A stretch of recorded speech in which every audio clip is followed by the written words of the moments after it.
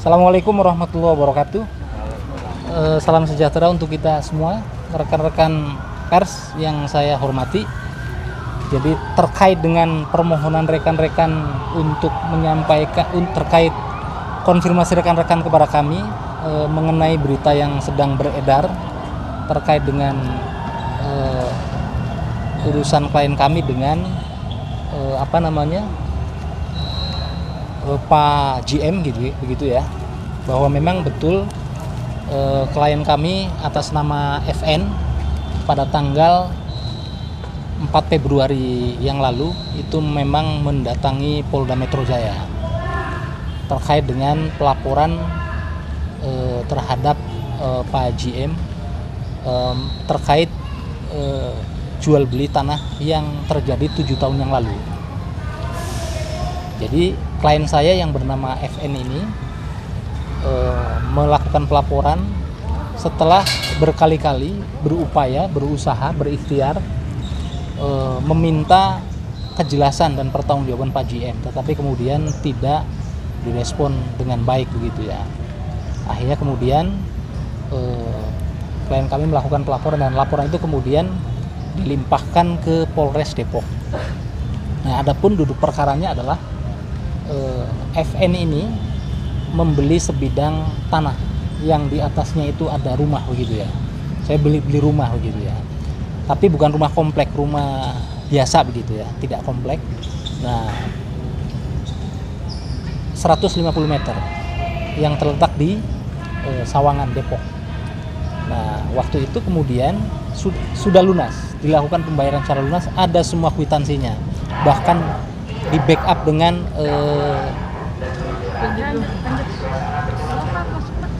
di backup dengan transfer juga. Jadi ada kwitansi, ada transfer, semuanya ada. Dan transaksi itu juga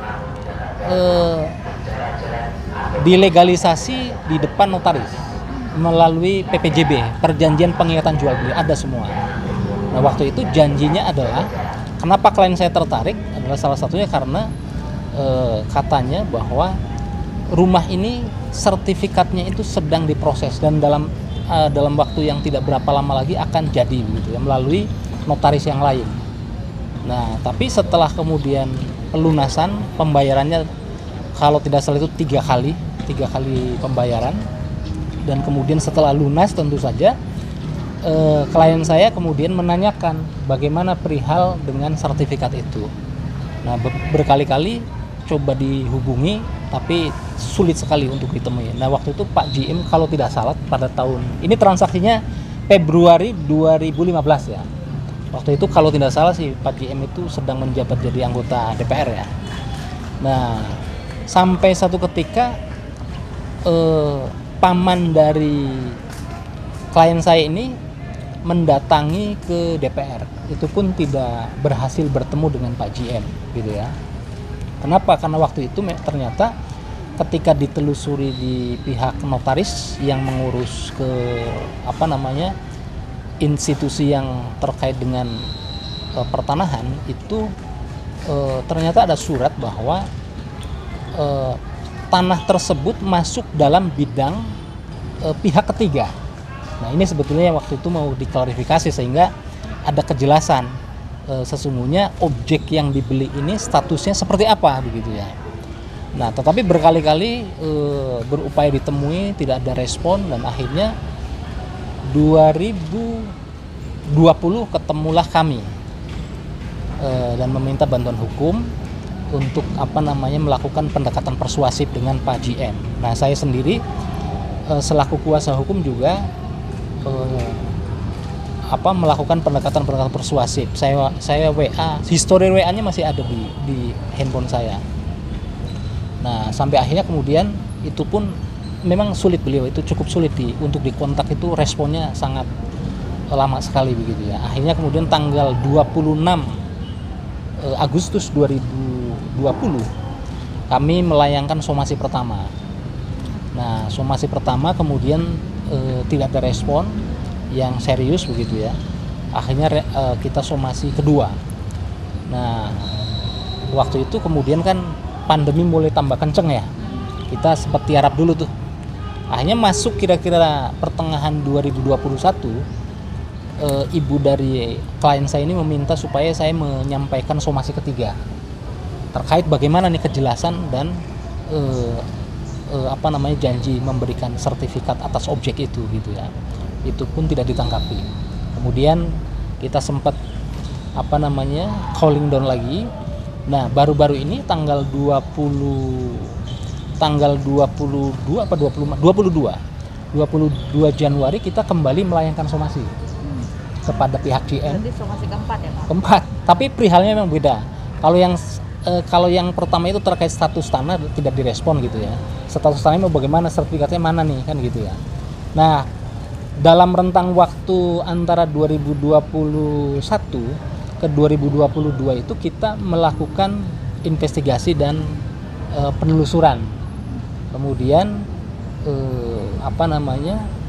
ternyata dokumen-dokumen dari kepemilikan tanah itu ternyata yang dinotaris sudah diambil oleh pihak GM. Aslinya ya. Kenapa? Karena ketika jual beli awal itu klien saya tidak diberikan AJB tapi fotokopi AJB 1 tahun 2014 ya. AJB 2014, tapi itu pun halamannya tidak lengkap, ada yang hilang, dan fotokopi SPPT, surat pajak tahunan gitu ya. Jadi itu saja. Jadi klien saya sejak ada pembelian rumah itu tidak diberikan surat, tidak berikan surat asli, hanya fotokopi yang tadi SPPT, surat pemberitahuan pajak tahunan, sama fotokopi AJB yang lembarannya ada yang hilang gitu ya. Nah, ternyata kita telusuri, ternyata dokumen asli itu sudah diambil dari notaris oleh pihaknya GM. Nah, somasi tanggal 22 itu adalah terkait permohonan kita untuk Pak GM supaya mengembalikan dokumen asli riwayat tanah itu. Supaya kan kita belum jelas nih riwayat tanahnya itu. Nah, itu pun belum ada penyelesaian. Akhirnya kemudian klien saya memilih untuk mencari keadilan melalui pelaporan di Polda Metro Jaya yang kemudian akhirnya dilimpahkan ke Polres Kota Depok. Nah, ini sudah berproses, sudah klien saya juga sudah diperiksa, kemudian satu saksi juga sudah diperiksa, tinggal 2 saksi lagi yang mau kita ajukan. Bukti-bukti juga sudah kita sampaikan begitu ya. Dan tentu kita sangat percaya sekali dengan pihak kepolisian, karena kita yakin bahwa kepolisian sangat profesional dalam penanganan perkara begitu kira-kira. Ya. Pasal yang terapkan oleh penyidik itu 372 378 tentang dugaan ya. Ini sekali lagi dugaan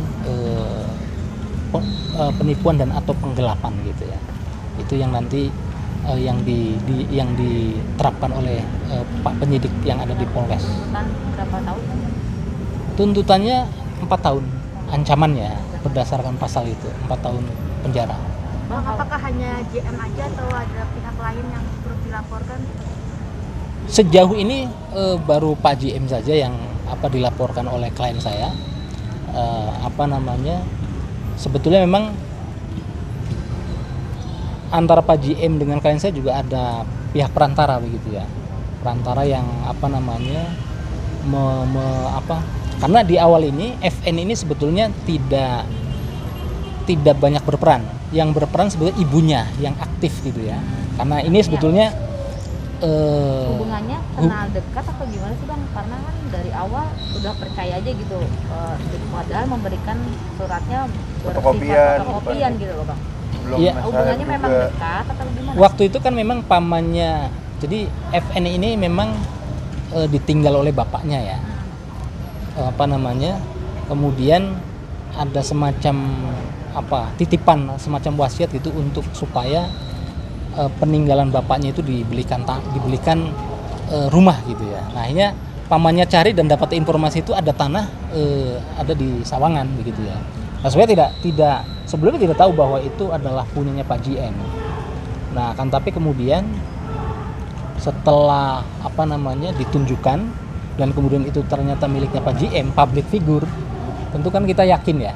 Klien saya yakin karena itu ya, Bang? Jadi public figure dan waktu itu kan sebagai pejabat negara, tentu saja pasti secure nih gitu ya. Artinya secara legalitas juga aman gitu ya. Nah, makanya kita percaya aja tapi kemudian sampai hari ini yang dijanjikan objek tersebut ada legalitasnya ternyata kan belum jelas nih ininya, terutama bentuk sertifikat ya. Karena kan hari ini kita khawatir kalau rumah tinggal, ini kan rumahnya ditinggali sebetulnya oleh klien saya. Oh, sudah ditinggalin ya, Pak? Sebenarnya sudah ditinggal, ditempati. Tapi kan siapa hari ini orang yang kemudian tidak merasa nyaman kalau surat-surat rumah yang kita tinggali itu kemudian tidak ada legalitasnya atau belum ada legalitasnya. Apalagi banyak pembangunan tol misalnya, pembangunan apa gitu, dan kemudian kalau tidak jauh dari itu kan ada tol begitu. Kalau misalnya sewaktu-waktu ditempati oleh digunakan untuk bukan pelebaran sih istilahnya, kena gusuran untuk kepentingan fasilitas publik, apa yang bisa kita sampaikan kepada panitia pengadaan tanah gitu ya untuk dapat ganti rugi kan. Saya kira hari ini memang persoalan legalitas properti khususnya tanah begitu ya, itu saya kira sangat mendasar ya, supaya apalagi sudah keluar uang, sudah lunas gitu ya. Sudah. Berapa, Bang, nominalnya, Bang? Nominalnya hampir 500 miliar. Persisnya itu pada waktu itu adalah 490 juta. Dengan luas 150 meter. 150 meter. Tapi kenapa? Status rumahnya pada saat itu apa? Status apanya nih maksudnya? Maksudnya AJBK atau AJB. Jadi AJB diterima oleh klien kita itu fotokopi, itu pun tidak lengkap. Nah, tapi jangan bayangkan kondisi rumahnya itu situasinya seperti sekarang. Sama ini masih sepi, Pak. Tapi sekarang sangat ramai. Artinya lingkungannya ya. Apalagi ada tol Sawangan, ada tol Ciputat juga. Juga memang strategis rumahnya gitu. Tapi kalau dulu ya saya nggak tahu soal harga segitu itu mahal atau murah, itu kan relatif gitu ya. Tapi saya kira untuk ukuran klien saya uang sebesar itu sangat besar begitu. Apalagi itu juga hasil dari menjual objek yang lain gitu ya, supaya mendapatkan rumah itu. Bang, tapi kan tadi abang sempat jelasin bahwa ada janji dari JM untuk memberikan SHM dengan diurus dengan notaris lain. Apakah ada bentuk usaha dari FN ke notaris tersebut dan apa tanggapannya, gimana, Bang? Justru itu, ketika kemudian ditanya dicari kemudian kan, jadi ada 2 notaris nih.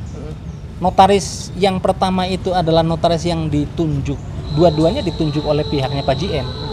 Yang pertama adalah notaris yang ditunjuk perempuan ya, itu ditunjuk oleh pihak sana untuk mengurus sertifikat.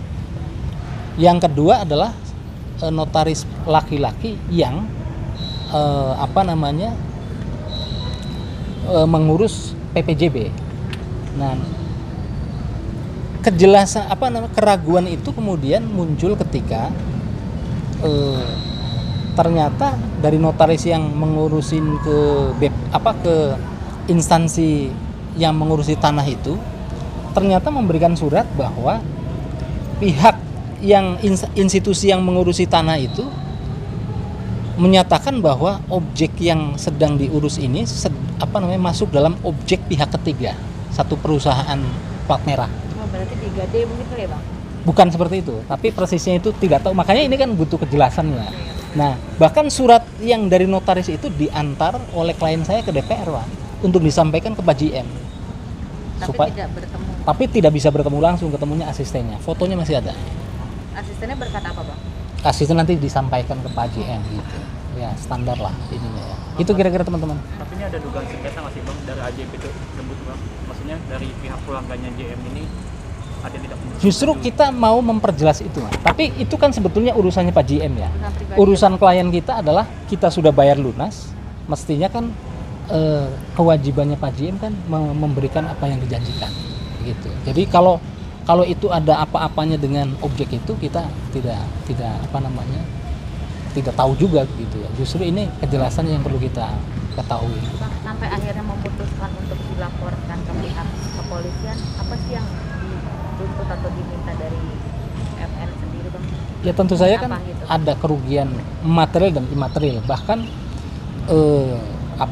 di PPJB itu kan juga disampaikan bahwa apabila ternyata di kemudian hari itu objek ini bukan punyanya pihak penjual gitu ya, maka itu kan ada ganti rugi dan seterusnya, itu tertuang semuanya Mbak di situ. Nah, maka tentu siapa orang yang kemudian mau secure menempati rumah yang legalitasnya belum kita pegang begitu ya. Itu saja sebetulnya. Jadi tapi karena cara-cara persuasif dan kemudian kan kita sebagai muslim itu kan wasyawirhum fil amri, bermusyawarahlah dalam segala sesuatu. Itu sudah kita coba, tapi kan tidak ada hasil. Maka kan kita mengikuti prosedur hukum aja.